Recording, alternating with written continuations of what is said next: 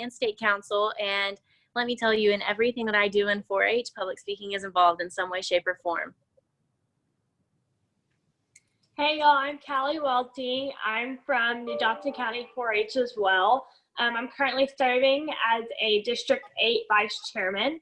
And Rachel and I are super excited to have this opportunity to get to talk to you guys and just kind of share a little bit of our tips and tricks and just some secrets that we've kind of learned through our experiences and along the way. And we hope that you can benefit from them.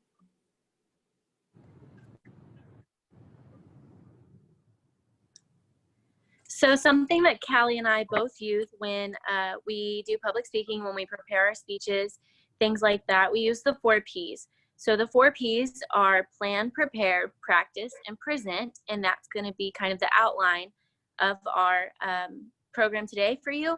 So we'll explain each one as they go, but plan, prepare, practice, and present are the 4 Ps.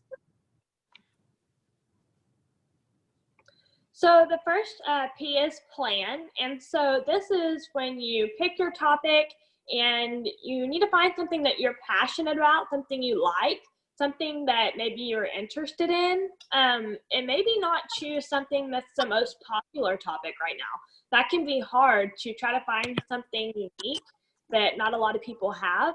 And I'm going to tell you that it can be a struggle, and I struggle with that. Rachel struggled with that. But we always have some inspiration from either friends or family or other 4-H members or just being involved in our community. And we get to see, maybe the needs that they have and maybe something that we should educate others on. And so that's normally how we try and find our topic. You want to narrow something down very specific and think of 3 main points that you want to cover. And then you have some other ideas and information and supporting details that's going to structure your ending. For example, when you're planning your presentation, something that, just an example, there's a lot of people giving speeches about GMOs right now, genetically modified organisms. And that's kind of a broad topic that involves a lot of people and that enough people are very passionate about that it's a good speech topic. But when you're preparing your speech, if you want to talk about GMOs, maybe pick a specific GMO and talk about maybe a pesticide or something else that is used within that specific area.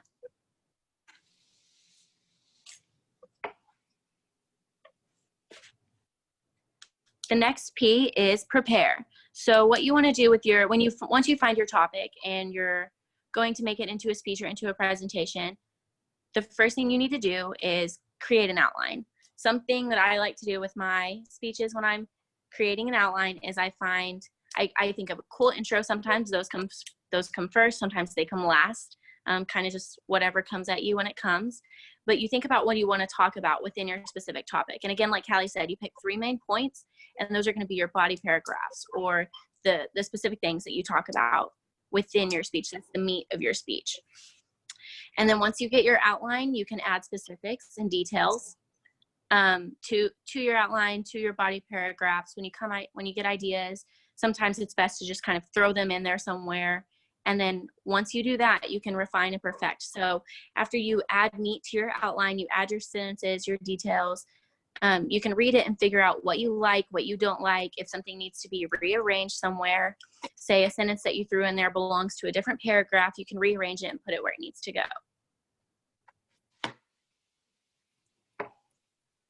So also one of the points that's on this slide right here is find credible sources. So Rachel and I have a lot of experience with sources and just knowing where to have embedded references in your speech. But something to look out for. So obviously we know that some sources and websites are not credible, and just kind of prepare yourself to maybe have to do a little digging, do a little bit of research to find some true sources. And just maybe some sources would be, newspaper articles and interviews from other people, magazines. Just be careful what you find. Make sure it's not opinionated, but fact-based. And then when you're preparing a presentation, you need to figure out what visual aids you're going to use, and even if visual aids are allowed. So later on, we're going to talk about the difference between educational presentations and actual public speaking, which once we get into the details of that, we'll tell you more about it. But some contests don't allow visual aids. And if you take in visual aids in your room to speak, you can get disqualified. So you need to make sure that you know what visual aids you want to use and if they're allowed. But when you do use visual aids, like with your educational presentations in 4-H, you can have a slideshow, kind of like the one we're showing you now. You can have props. You can have really anything as long as it relates directly to your speech. If you're talking about seeing eye dogs, you don't want to bring a cat into the room. So just kind of figure out what goes with your speech and figure out what's going to help you, not hurt you. So the next P is practice. So this is where you refine and you perfect your voice. This is your opportunity to go and practice in front of your parents, your siblings, your grandparents, aunts, uncles, cousins, everybody, even your pets. They are great listeners. Take that from me. I've practiced in front of all of my pets before, show animals as well. And also you need to take the time to give your speech in the mirror. And I know that seems weird, watching yourself talk, and you may laugh a few times and just watching your face move, but this helps you to control your facial expressions and to, maybe not look so scared when you're standing up there, or frown a lot, or be, way too, wide-eyed. But this helps you to kind of see what everyone else is seeing. And so that's definitely a helpful thing that we use when we first start learning our speeches.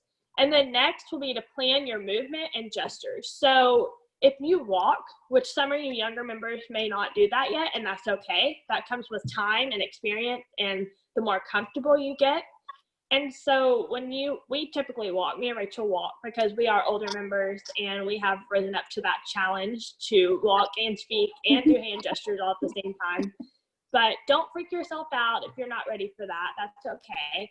But you do need some gestures. So one thing that I would like to say about gestures is that make sure they're meaningful gestures.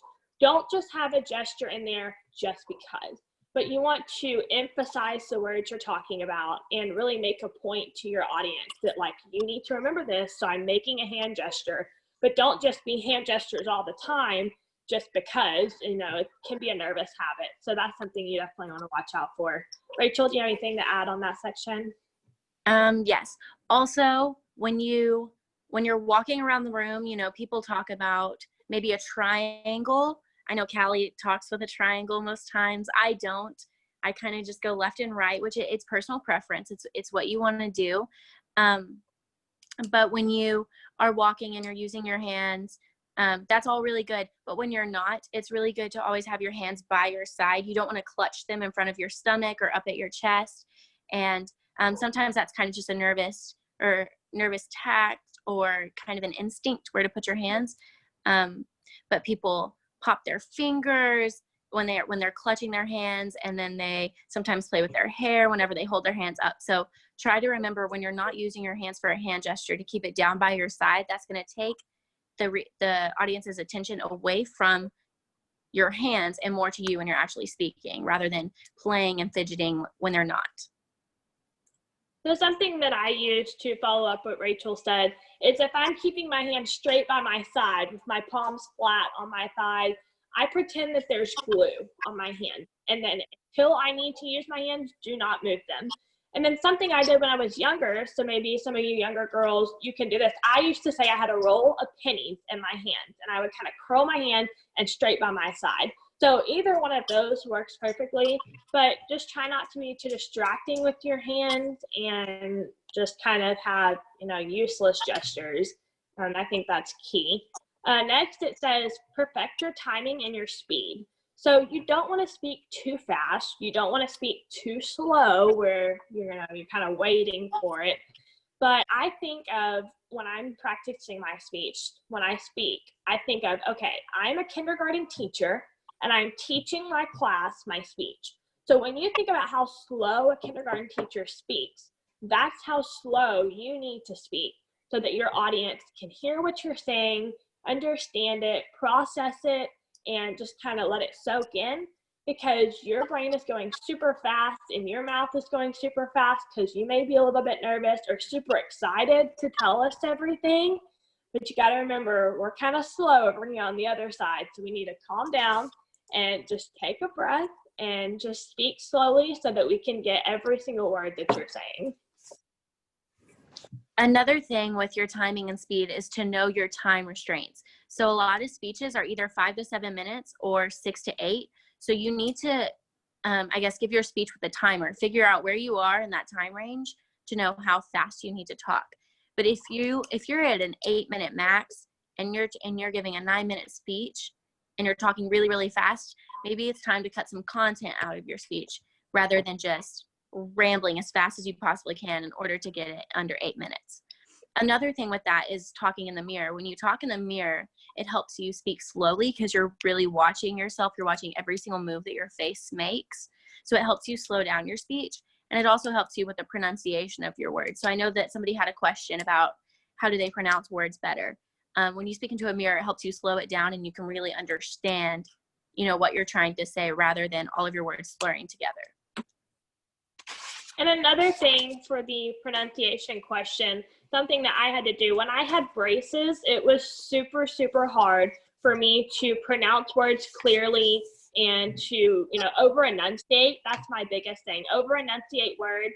And something that you can also do is take a pencil or a pen and just put either the tip or the side of it in your mouth and clench it between your teeth and talk while you have that pencil or pen in your mouth. That helps you to move your lips and to really over enunciate that word to push your voice and get it out better. And it may seem super weird at first, but it definitely helps. And you can ask a lot of younger members that have braces or have had braces. They know what I'm talking about, and they will be like, yes, it really has helped. So that's kind of a weird tip, but it definitely works. And then the last thing on this slide is says practice answering questions. So a big part of this is just knowing your research, your resources, and pretty much everything you can think about your speech. So just knowing everything and really being passionate about it really helps you to answer your questions better and be enthusiastic and excited to tell people more about what you know. So some things that we can always tell when we're at contests is, did this kid really do their research? Did they know this speech inside and out? Or did their parents just write it for them? They memorize it and go talk about it. And they don't know what their resources are. They don't know anything that's going on except what's on that paper that they memorized. So this is your chance to prove to the judges you know what you're talking about, defend your research, and say, look, I'm passionate about this topic. This is why I've done all the research. Here's all the facts, and I'm laying it out here for you today. So that's one thing to always know when you're answering questions, and just think about questions they might ask. Think something way outside of the box, because more than likely you may get that question in the future, and you will be able to prepare a question for that and have an answer. And I think that's great. Rachel also, I'm sure she has a lot to add about questions. That's a huge struggle we've had throughout the years. Oh, absolutely. Callie and I have been trying to perfect answering questions for probably about 8 years now. And, we're still working, but we're making progress. Some questions that you're pretty much going to get asked, you're almost guaranteed to get asked at least 3 times in your whole life is, how did you choose this topic? They want to know what your thought process is. They want to know what you're passionate about and how you got to where you got with your speech. They want to know if you did your speech or if your mom wrote your speech and you got there. Again, like Callie said, there are so many kids that their mom gives them a piece of paper, they memorize it, and then they go talk about it. But then when it comes to this question part, they play a big part in your score and the results. So you really want to make sure that you know what you wrote about, that you are prepared enough about your research to answer some questions. But questions aren't hard. They're not. And they're not make or break your entire presentation. So a lot of times you'll get asked, how you chose the topic. And I know somebody asked us how much to say. I think within your answer to the question, how do you know whether to make it or how do you know if it's too long or too short, or exactly what you want to say when you're asked a question? the thing that I can emphasize most with that is legitimately answer the question. A lot of times people get asked a question and they'll take what they said, and they'll go all the way around it. They beat entirely around the bush without ever actually answering the question that they were asked. So first and foremost, answer the question pretty much straight on. If you have more information about what they asked, give them a little bit, elaborate some more, tell them what you learned. If it's something specifically in your speech, you can elaborate what you said in your speech. You can re-emphasize important parts, but you don't want to talk longer than about 30 seconds on a question.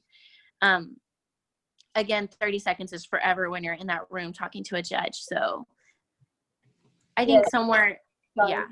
I was going to say, as a judge, I've judged a lot of the major stock shows, as well as state roundup and district roundup and all that stuff. And as a judge, the number one pet peeve I have is that students don't answer the questions as asked. They give me an answer that they think I want to know that has nothing to do with the question that I actually asked. So to listen to what's actually being asked and then go from there. And something else to keep in mind, if you do not understand the question that was asked, you can ask them to either restate it or you can ask them to reword it. That's not a problem, it's not an issue. They would be more than happy to help you understand their question that they're asking, because they're really there to, see, what really do you know about this topic and why are you so passionate? So don't think of the judges as someone that's kind of out to get you. They're there to help you and to better your presentation by asking you these questions to show off your knowledge. So if you do have a question about how the question was asked, don't be afraid to ask them to repeat it or to reword it, because that is not at all going to make or break you or be used against you. Absolutely.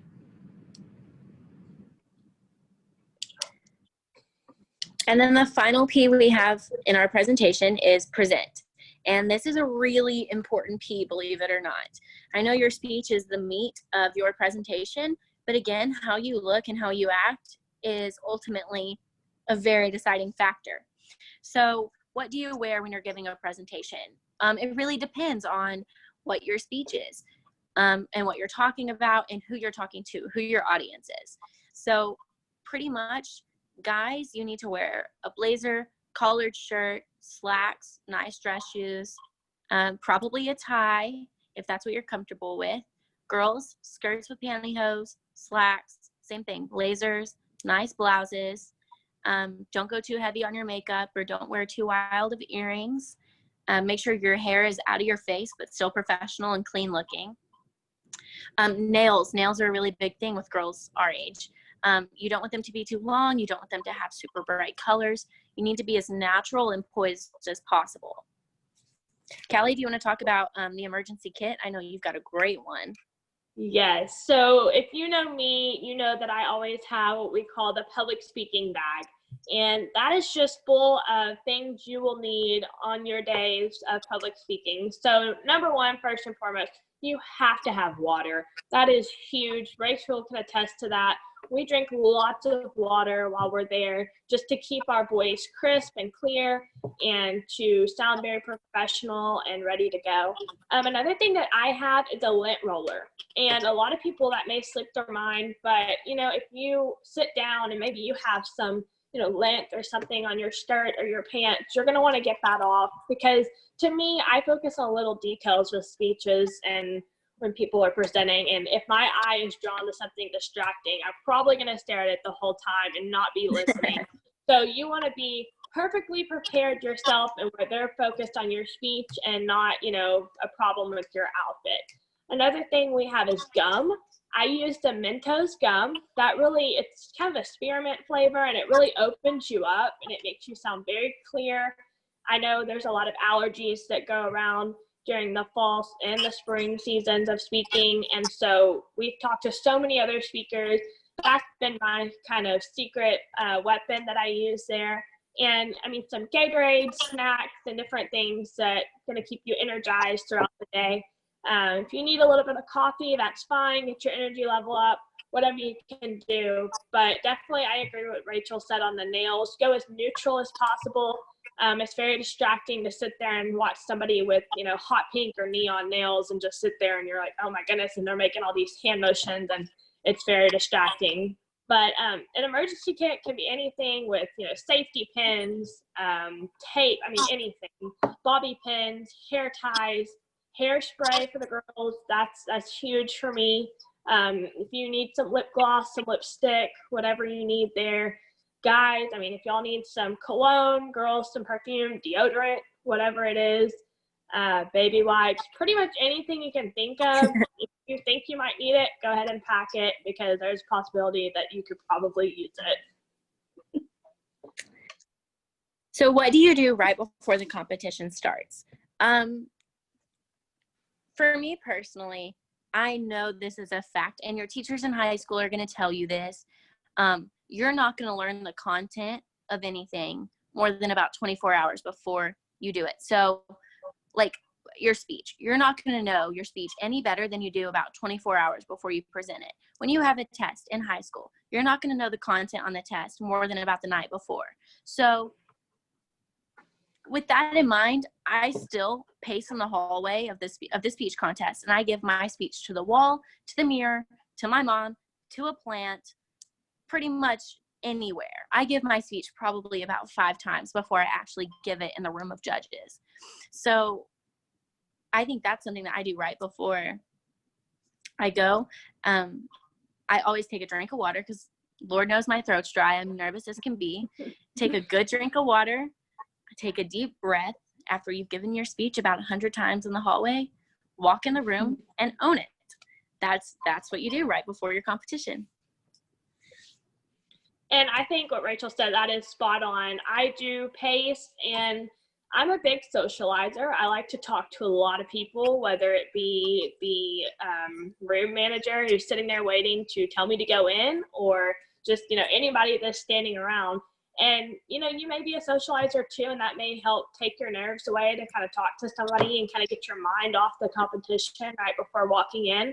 But then there's that time where I know it's go time and you kind of get in the zone, going through that speech, maybe going through those parts that you're not as sure on, but, just being confident and be like, look, I got this, just go through it in your mind and just know that you can do this. And however it goes, and there's always a new competition.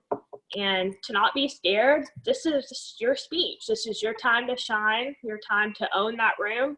Because more than likely it's just you and the judges, and it's your time to show off your stuff. So those are some presentation tips to really just kind of boost your confidence, and don't be nervous because they're here to help you. Everyone's here for you and for your benefit, not to be mean to you or tell you, oh, we didn't like your speech, but it was just to kind of give you some tips and pointers. Some other presentation tips, just if you walk, make sure if you're wearing heels, girls, to maybe walk on some carpet before you go to the contest. If your heels are too tall, don't wear them.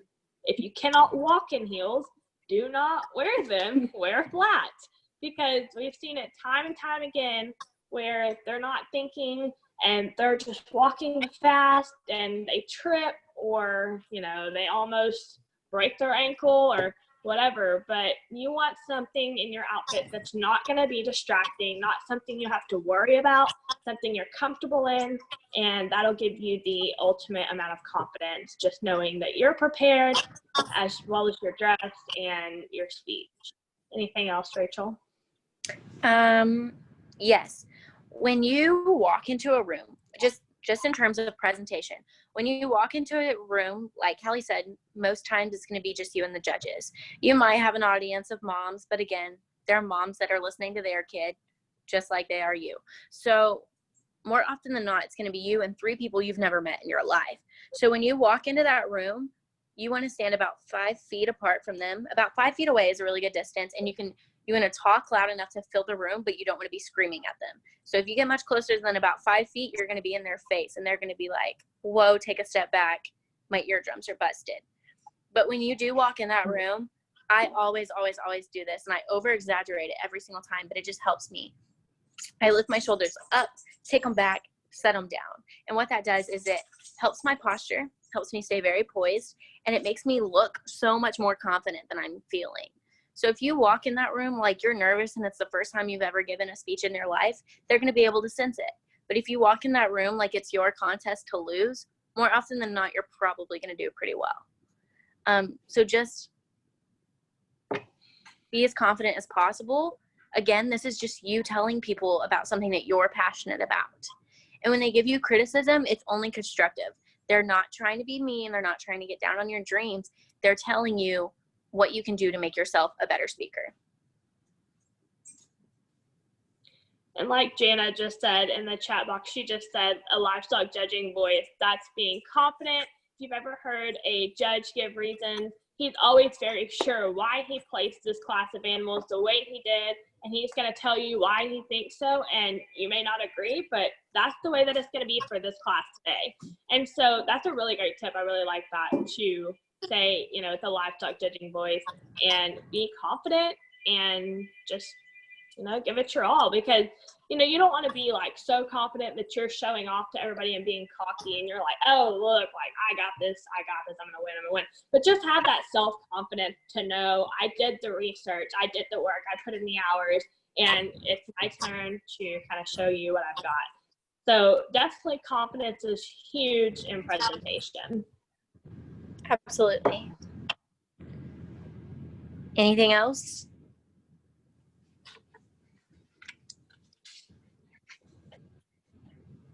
Okay, so the next we have troubleshooting. We kind of added this last minute because we thought that this needed to be touched on. So what do you do when things go wrong? Trust me, every single public speaker has had a bobble in their speech. Something has gone wrong. Maybe they forgot an entire paragraph. Okay, maybe they switched 2 paragraphs. Maybe they didn't say a certain sentence that's really important in your speech. If it happens, it happens. But the key thing is to just keep going, act like nothing ever happened. They don't know, you don't know, just keep going. So don't make a face. Don't be like, oh my gosh, I messed up. Can I start over? Can I do this? Oh, I'm so sorry. Don't apologize. Hold yourself, hold your head high. Just be as professional as you can. Keep going. If you go blank, that has happened to me before. Don't worry. It's going to be okay. Take a deep breath and just start with what you know. And if it starts kind of coming back to you, say it. And even if it's not perfect how it is on paper, the judges don't have your paper most of the time, and they're not judging what's on that paper, they're judging you, and they want to know what you have to say. So, you know, there's always going to be some problems, and I know I've definitely had them. Rachel's definitely had them. I mean, it's just going to happen. It's part of the whole public speaking experience, but you do learn to work through with that and just keep pushing forward and kind of take that experience, learn from it, and know how to change it the next time. And it is okay to start over. If you forget your speech and you're in about probably the first paragraph or 2 or maybe 3, it's okay to go ahead and start over and try and slow down and get your thoughts together. Yes, it may go against your time, and then you may have, you know, some points deducted, but it's totally fine to start over. They legitimately want to hear what you have to say about your topic. So whatever you can do to get that information to them, do it. I think this also goes with a question that we read about note cards. You know, when is it appropriate to go ahead and put the note cards away and go off memory? I've seen seniors that use note cards and use note cards very well. Again, you don't want to give speeches with note cards for the rest of your life. At some point, you want to be able to memorize the presentation and deliver it. But if you're a junior 4-H'er or even intermediate, keep the note cards if you need them. Don't try and put them up if you don't know your speech. Don't try and walk into a room without them if you don't know your speech. Something that I know my brother used to do when he would give presentations is he would walk in with note cards in his pocket and try what he could, go as far as he could. And then if he just absolutely could not say anymore, he blanked. He didn't know what the next paragraph was. He'd pull them out, figure out where he was, and talk again. If he felt confident enough to put them up, perfect. That's just kind of something that you can do to learn and grow it, especially if you're using note cards throughout your presentation. Rachel, while you were on that, I know that was one of the questions that came in from the ones we asked them to submit ahead of time was, when do you think is appropriate for a junior to stop using those and it not be allowed? Or do you think it can go all the way up to like intermediate seniors? When do you think it's like really frowned upon? I think honestly, it depends on the kid. Again, even if you're 18 years old, a senior in high school and giving a presentation, if you don't know it, it's better to use note cards and get through it than stop and blank every 10 seconds. But if you're a junior 4-H, you're using note cards, put them up when you feel comfortable. I think I put my note cards up about 5th or 6th grade. And since then, I've just had to force myself to memorize my speeches and go with it. But don't put them up if you don't know your speech. So, I mean, take that as you will. Use note cards as long as you feel comfortable. But once you're kind of an older intermediate, I'd say later middle school, and if you're in high school, it's certainly not going to help you any to use note cards on your scorecard. But again, this isn't entirely about your score. This is about making you a better presenter. It's making you a better communicator, teaching you to be able to get in front of a group of people and speak. I think also to add on to that, me personally, I feel that note cards are kind of like a last resort. That's how I was taught, how I was raised, and I was taught to, you have a speech, memorize it because you're going to present it. And so I think I've only used note cards maybe a few times, and maybe that's just because my parents were super adamant about making sure I learned the speech, and even if I didn't know it as well. But I do think note cards can be used for our younger members. But just know that, once you start kind of getting older, your competition is going to grow out of that. And if you're still hanging on to those note cards, that can kind of be the make or break point for you. So my advice would be to put the note cards away as soon as possible.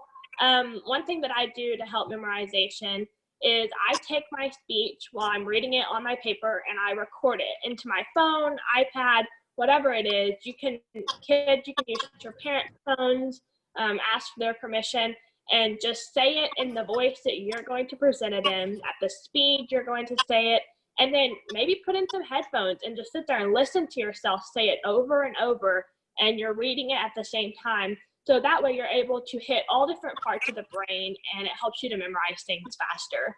That's something that I do. I listen to it in the car on the way to school. I listen to it instead of listening to music. And, that's kind of a hard transition. Kids really love our music these days. But definitely learn that speech. And it's a drag. I'm not going to lie. It's tough and you don't want to do it. It's not fun. But what is fun is seeing all your hard work pay off because you put in the extra hours, you put in the extra work. So I say step away from the note cards as soon as possible, but that's just my personal opinion. Y'all can do what you need to do to make you feel comfortable, get your confidence up, but everybody has a different idea of how to do public speaking and have different ways going about it. So you choose what's best for you. Rachel and I have two different sides, and we have something similar, something very different. And so, find what's comfortable, a happy medium for you. Find something that's going to work for you, not just something that works for somebody else. So. Hey, there's a question in the chat that says, do you recommend shaking the judge's hands before or after your speech? I think that is personal preference. I think you definitely need to shake the judge's hand, whether you do it before or after. I sometimes do it both. I walk in, I shake their hands, I thank them for being there, introduce myself to make sure that they have the right scorecards in front of them and they know who I am. And then when I give my speech, and then afterwards, after I answer my question, again, I thank them for listening, thank them for being there, shake their hand again, and leave the room. Yeah, I kind of follow on the same path as Rachel. I definitely shake hands going in, introduce myself. Hi, how are you? Good morning, good afternoon, whatever it is. Just wait for when they're ready, and then you can begin. And then I do normally shake hands going out, but maybe if you're asked not to shake hands, or if they're riding constantly, maybe not interrupt them while they're trying to keep the contest going. But it's whatever you feel comfortable doing. I personally do going in and going out, but some people think that's a little bit too much, but it's whatever you want to do. It just kind of depends on the situation for me sometimes. I would say, if you are going to shake hands with the judges, we all know that nerves make you a little sweaty sometimes. So wipe your hands on your pants or your skirt before you shake their hands. Don't shake with a sweaty hand. Very Yes, true. Sweaty hands are not appealing to a judge. I know that. But one thing, just make sure if you're calm and you're cool and collected, that's what we do, our 3 C's, calm, cool, and collected. And, wipe your hands off before you go in. If you shake your hand going in, make sure your hands are dry. And just make sure, you don't want them too hot or, too cold.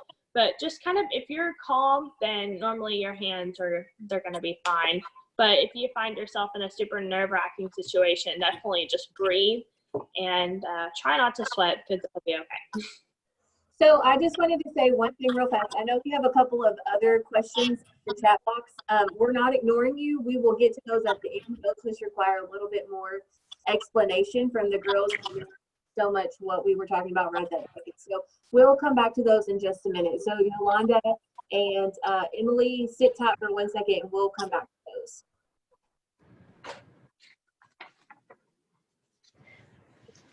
So back to the presentation. What do you do if you don't understand the question that you were asked? Like Callie said earlier, you can ask them to repeat it. You can ask them to rephrase it or restate the question. There is absolutely no problem with that. They're not going to dock you points.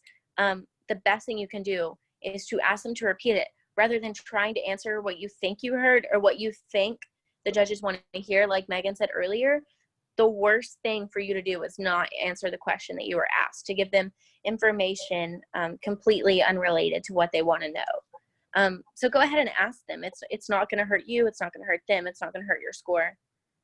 It's okay to ask them to repeat it or rephrase it to make sure that you understand what you were being asked.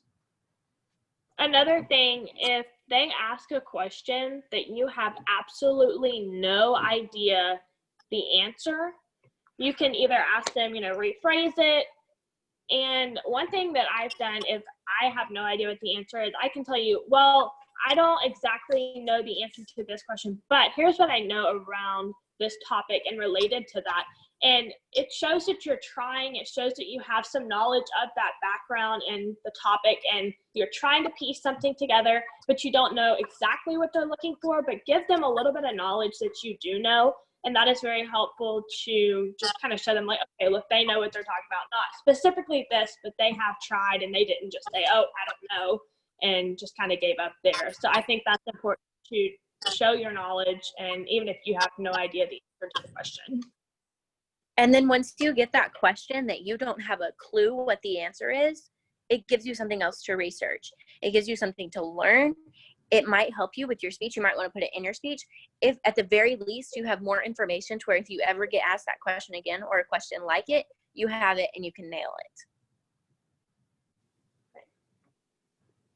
I saw another question. We have a question real fast. This one I think kind of comes into putting together your presentation. They asked, do you not weave your name and club name into your presentation? Do you just focus on your presentation? That one's kind of a tricky one because it depends on where you're speaking. If you're giving an educational presentation on the 4-H or in 4-H at the, whether it be county, district, state level, whatever it is, most times I do a little introduction in there like, hi, my name is Rachel White from Johnson County 4-H and blah, blah, blah, blah, blah, with the end of my introduction. But when you're giving speeches at Texas Majors and you're on a time limit and you have, a bunch of information that you're throwing at them in a short period of time, sometimes that comes not directly within your presentation, but when you walk in and shake their hands and introduce yourself then. And sometimes I think if you do walk in, shake their hands and introduce yourself before you give your speech, it gets a little redundant to have your name in your speech again. But again, that's personal preference and you need to figure out what's going to work with your speech. If you have plenty of time and you want to put it in, that's perfectly fine. But if you're, have 5 seconds, it's okay to leave it out of your speech. one question I saw on the list of the questions that was previously asked before we came on to this Zoom today was, do you tell the name in the beginning of your speech? Now, this can be either way. So I know Rachel had a speech about tail docking, and her title was "How Short is Too Short?" And so that was her beginning, that was her opener, and that was also her title. So yes, in that case, you would say your speech title. For me personally, I have a current speech, I'm talking about urban farming. And so the title is super long, but I tell more information about my speech, obviously, as I'm giving my speech. So I don't feel that the title needs to be included because it also takes away from my time. So I feel like it kind of depends on your speech if you need to tell the name of your speech at the beginning. But I mean, that's totally up to you. But I know in Rachel, she's had situations where yes, you tell the name and no, you don't. But I think it's kind of depending on your speech. Rachel, any thoughts on that? Yes, if you're giving an educational presentation and you have a slideshow, they're going to know the title of your speech anyway with your title slide, which is more often than not what's up on the screen when you're giving your introduction before you actually get to what you're giving a speech about. So I know, but when you do speeches at like Texas majors and you're literally just public speaking, your speeches might have a title. And if they do, the judges probably don't know.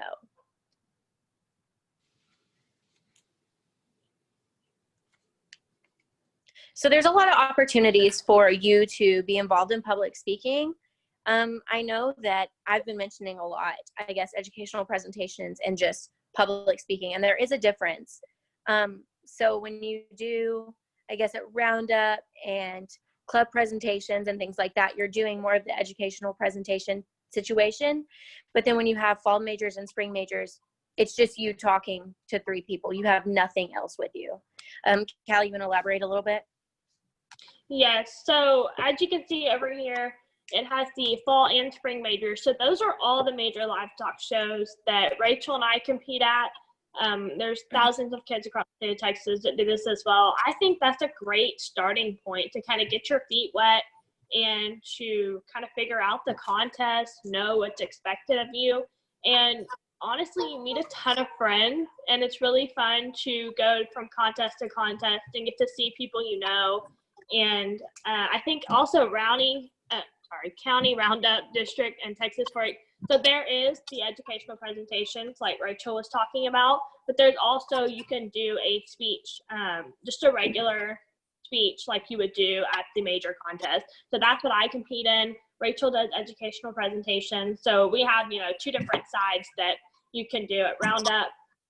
Also over here on it says county council presentations, school presentations, club presentations. Those are some great places to start giving your speech, or maybe not even giving a speech, just maybe leading a workshop, leading an icebreaker, just something to get in front of a group and just learn to talk and be comfortable and, find some ways that if you're nervous about talking in front of people, maybe you don't have to directly look them in the face. Maybe you can look at the wall and it makes it look like you're looking at them. But just kind of get comfortable in front of a group. Those are some great places to start.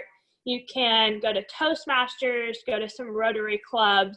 The Kiwanis clubs are great. They are always looking for people to come and be guest speakers.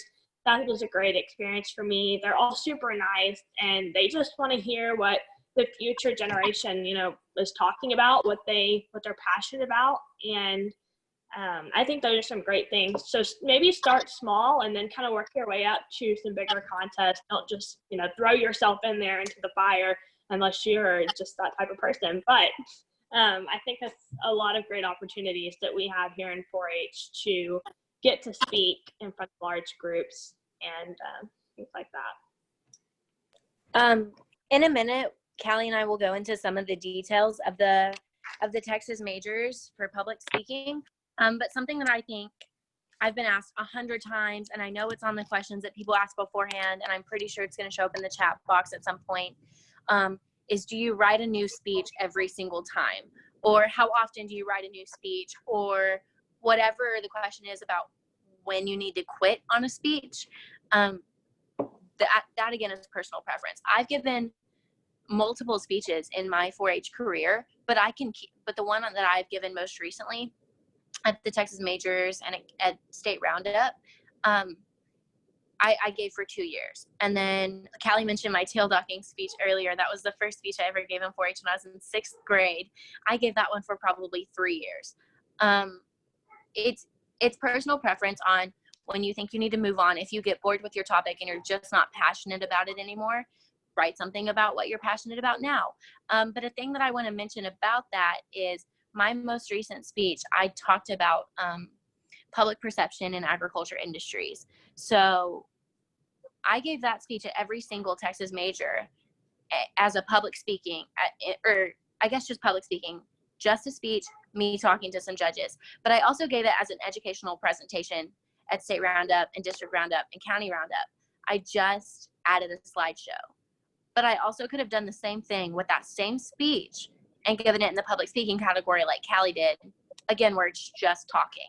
So when you write a speech, you don't have to decide whether it's an educational presentation for 4-H or whether it's a speech that you're giving at the majors, because the same speech can be both. You just have a slideshow or you take it away. Hey, one of the questions that's in here actually kind of touches on that over in the chat box. It says, what are the differences between giving a speech and presentation? Obviously, y'all talked about visual aids. You do them with the presentation, you don't necessarily with public speaking. But what are some other kind of differences in those two? I feel like an educational presentation is kind of more conversational, and it's a little more, I'm not saying it's like, what's the word? I'm not saying like less intense, but I'm saying it's kind of more a comfortable setting. And, you know, you have slides, you have visual aids, so you don't freak out, you know, if you can't remember something, it's right here behind you. But I feel like that's a more comfortable and kind of low-key setting. I feel like the public speaking is a little more professional. You're kind of buttoned up tight, you're standing, and you're presenting in front of a audience or the judges. It's a little bit of differences. Rachel, you do both. Can you elaborate? Yes, absolutely. So like Callie said, the educational presentations, I think, are a really great place for kids to start. If you're a junior age 4-H'er, if you're an intermediate 4-H'er, absolutely. You get yourself a slideshow or a poster board or whatever visual aid that you feel goes with your speech and give it as an educational presentation. Because then we were talking about note cards earlier as an example, and Callie mentioned that they were a safety net, and they are. Note cards are absolutely a safety net, but I think educational presentations are a really good transition from memorizing a speech and not using note cards, but still having something to fall back on. Your slideshows behind you with your main points, probably the same thing your note cards would say in the first place, or whatever you have in front of you is going to help you along the way. But yes, educational presentations, I think, are more relaxing. The judges are more they're more interactive with your speech. And I think, somebody correct me if I'm wrong, because I very well could be on this, but there used to be a time difference. In the public speaking through 4-H, you could talk for up to 12 minutes, right? And then educational presentations were still 5 to 8. Educational presentations are up to 12 minutes. And then your public speaking in 4-H and with fall majors actually match now. And Callie, what's the time limit on those? Isn't it 6 to 8 minutes? 6 to 8, yeah. Yes. 6 to 8 minutes on public speaking. But educational presentations are a maximum of 12? Yes. Yeah. And a minimum under. 12 and under. Okay. It's under 12. What's the minimum? I don't know if there is a minimum. I don't think there's a minimum, but under 12 No minutes. minimum. No minimum. Okay, so I think, again, that's another reason that educational presentations are a good place to start, because you have such a large cushion for where your speech can be. You could give a 2-minute speech, you can give an 11-minute speech. I don't know if I could give an 11-minute speech. My speeches have never been that long. I can't talk that long, but I think that's a really good place to start. And then once you do educational presentations, obviously it's like any other contest. You start at the county level, you qualify to the district level, And then when you're a senior in 4-H, you can qualify to the state level and give it at 4-H Roundup, which Callie and I both did last year, and it was a really amazing experience. I think it's so much fun to give a speech at Roundup. Super fun. Really quick to jump back on to the, it's going to be under the spring and fall major category. One thing about the format of your manuscripts and your speech. So San Angelo is the only contest that uses MLA. Am I right, Rachel? MLA? Yes. San Angelo Okay. uses MLA and everybody else. Yes, everybody else uses APA format. So just make sure you're aware of the rules and reading that to make sure. Another thing on the majors is that we were talking about using the speeches. And so for San Angelo, once you use a speech, Rachel, correct me if I'm wrong, once you use a speech and you've turned in that manuscript, you cannot come back the next year and use the same speech. So San Angelo is the only one that you have to write new speeches for. And all the other ones, you can reuse them as many times as you'd like. Unless, you know, at San Antonio, if you win your category with the speech, you're no longer able to use that speech in that category and compete again. So just make sure you're kind of aware of those rules as well. Yeah, I'm gonna Also, y'all talk about, you said MLA and APA, and there was a question about that. Y'all talk about the manuscripts and what that is. right. So that's where I was going next, was the manuscripts and the abstracts for majors. Callie, you were right to say that San Angelo, you can't give a speech more than once there, but nothing says that you can't change that speech. So I kept the same topic. I gave the same topic at Angelo for 2 different years, but I just changed the speech. Kind of the focus, I guess, or the way that I gave the speech, the direction that I took my main points. And I gave essentially the same topic, but it can't be, you know, copy paste, word for word manuscript that somebody else has given, you know, 10 years before, or whether you gave it the year before. So kind of keep that in mind, because you can go to San Angelo more than once, especially if you're talking about the same thing. But then when you are not applying, but when you are registering to go to these Texas majors and do public speaking, all of them require an abstract, which is just, you know, 250 to 300 words about just kind of an overview of your speech. So State Fair, Heart of Texas, San Antonio, San Angelo, all require an abstract, just kind of a general idea of your speech, and citations. So that's where MLA and APA come in. Is there just kind of an official formatting? It's just the way you format your abstract and your citations. If you look up APA citations or MLA citations, there's a ton of Google Docs and websites that tell you how to do the most modern formatting of those requirements. So like Callie said, San Angelo is the only one that does MLA, and then all the others do APA. But Houston Livestock Show, they have the most different public speaking contest of any of the Texas majors. They have probably the biggest one. Callie, wouldn't you say? Yes, for sure. They have the most entries. It's the biggest contest. You're not split up into categories, which is something that you'll find when you're researching these Texas majors, is there's categories that you figure out what your speech falls under. And the same thing with Houston, you register under a category, but you don't speak within that category. They actually kind of just split you up into rooms at random. So me giving an ag communication speech could go against Callie giving a Western heritage speech in the same room. And then what they do is they take the top 2 out of each room to speak in the top 20 for finals. But they require an actual manuscript. So they want your full speech, you know, all 4, 5, 6 pages, however long it is. They want that formatted APA and submitted with your registration. So just when you're looking at these Texas majors, be sure to see what the requirements are for you to speak there, and make sure that your speech is in the correct format. Make sure you have parenthetical citations. Guys, they are your friends. When you, in your manuscripts, when you cite something from a source that you found, you need to actually quote it, cite it parenthetically, because they'll grade that. They grade your manuscripts. It's a part of your score. And you don't want that to be docked against you, obviously, if you didn't know that you needed to give parenthetical citations. Also, in your speech, to kind of go along with the citations, you need to have what we call embedded references. And so that's just saying, like, okay, you state a fact and you say, according to, Times Magazine, or according to, whatever your source is, blah, blah, blah, blah, and state the fact.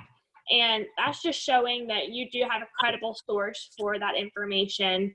And some speech contests, such as State Fair, I know that is a huge one. You have to have embedded references that is on the judge's score sheet to check off for you. And I had to learn the hard way. I did not have embedded references one year, and that definitely hurt me. So make sure you read the rules, try to get a rubric of the judges' score sheets, and kind of base off of that so that you can prepare for anything they're going to throw at you. And you'll find that a lot of the score sheets are the same, that you're still trying to accomplish the same goals at every single contest you go to. Yes. Hey, I'm going to butt in right here and put in my 2 cents as the county extension agent's perspective on this. Help your extension agent out and read the rules for all that stuff. Every single one of those contests has different rules and different little quirks about it within their rules and what they require and don't require. And so be very familiar with that stuff, and don't expect your extension agent to know and catch all that, because that's the responsibility of the kid, I think, and the parents. And there's a lot of paperwork that has to be sent in, and there's different deadlines for all of it. And so just from your perspective, if you're going to participate in all of these contests, kind of be organized about it and help your agent out on that stuff, because it's a hard task to keep up with all that. Bethany, we see a question says, how do you research the requirements for each contest? And those are posted on each of the stock shows websites in their premium books. So they're usually at the back of the premium book where all the contests are listed. And that is something your extension agent would be happy to provide for you too. So if you just ask them for the premium book for whatever contest you want to do, they're going to be able to hand that to you or email it to you.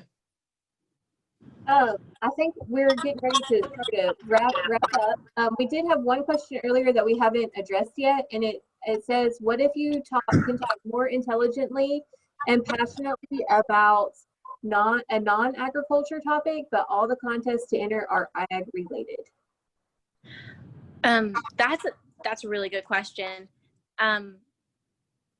Taking into consideration all of the opportunities that you have in 4-H, not all of the contests are ag related. So a lot of the Texas majors are ag related. Well, they all are. They're all ag public speaking. But Roundup, when you speak at county Roundup, district Roundup, 4-H Roundup, there's a category that whatever you could possibly want to talk about, you can fit into, whether it be, I know one of my friends gave a speech a few years ago about a disease that somebody in her family had, and it fell into the health category. And I'm not super well versed on all the categories that we have now, but I'm fairly confident that whatever you could possibly want to talk about, there's a category for it to fit into. And if it doesn't, does it not fall under the open category? Yeah, so for educational presentations, yes, we can fit you in just about everywhere. If you're wanting to speak on a non-agricultural topic at a major livestock show, that would be a conversation to have with your county agent to see where they think that topic would best fit. And one thing to follow along with the topics, I know some people that have given educational presentations on music. There's been, like Rachel said, the disease in their family.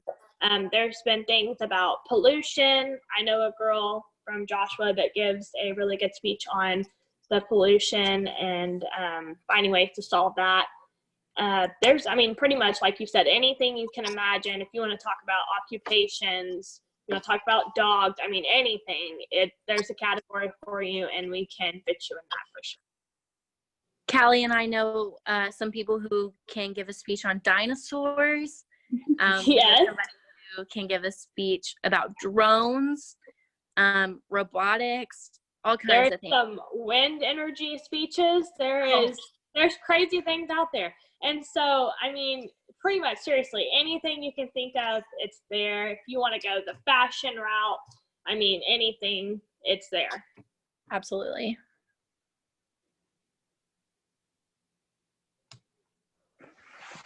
Okay, I think we got to most of the questions that were submitted and the questions that have come up during the presentation. Is there anything else that you guys need to know right now?